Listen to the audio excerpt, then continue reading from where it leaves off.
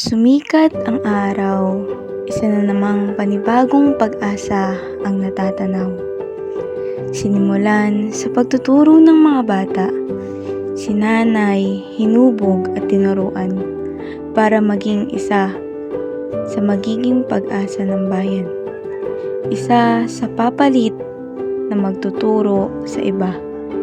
Isa sa mga tutulong at makikiisa. At sa paglilingkod sa Panginoon, isa sila sa mangunguna. Mga batang patuloy na may gabay ay hindi malayong tutungo sa matagumpay na buhay.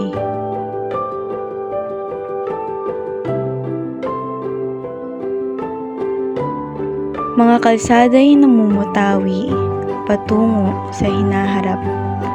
Mga paaralan, tahanan ng kaalaman, pusong may pangarap. Mga mamamayan, sama-sama sa pagtahak ng landas sa mga pagkakaisa at pagtutulungan ng mga tao na naglalayong magkaroon ng maaliwalas na simoy ng hangin, magandang tanawin, malinis na paliguan at mapagkukunan ng yaman.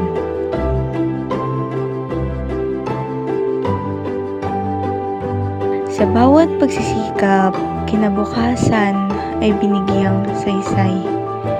Sa patuloy na paglalakbay, sa patuloy na paghakbang, unti-unti nang natatanaw ang tagumpay. Ang lahat ay may pananagutan sa isa't isa. Si Santa Cruz, bayang puno ng pag-asa at pangarap. Pagbabago't pag-unlad, sa bawat tahanan ay nagmumulat. Ang dilim ng kahapon ay nilimot at iniwan na. Patuloy na nilalampasan ang bawat hamon ng kasalukuyan para sa maayos at magandang kinabukasan.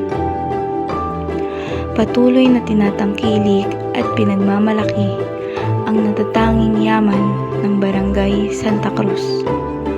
Ang malinis na dagat, magagandang tanawin at mga sariwang isda, handang-handang ipagsigawan.